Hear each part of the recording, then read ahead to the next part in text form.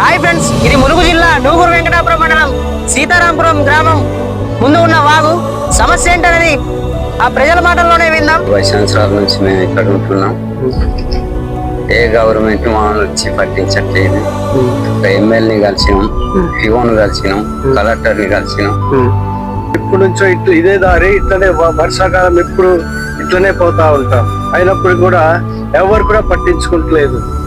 MLA కానీ PO కానీ ఇంకా మంత్రులు కానీ ఎవరు కూడా పట్టించుకుంటలేదు. ఓట్లు వేసేటప్పుడు మాత్రము ఇక్కడ వస్తున్నారు కానీ మమ్మల్ని పట్టించుకుంటలేరు. ఎంతో మంది ఈ వాగు దగ్గర తీసుకుపోతా ఉంటే ఎంతో మంది చనిపోవడం కూడా జరుగుతూ వచ్చింది.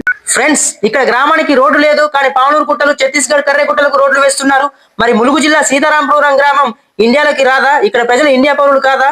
సెంట్రల్ గవర్నమెంట్ మోడీ గారు మన దేశంలో రోడ్డు బ్రిడ్జి లేక ఇబ్బంది పడే గ్రామాలు వేలల్లో ఉన్నాయి. అలాంటి గ్రామాలకు ఎవరు పట్టించుకుంటారు? గుట్టలకు రోడ్లు అవసరమైతే ప్రజలు బ్రతికే గ్రామాలకు ఎందుకు అవసరం ఉండదు?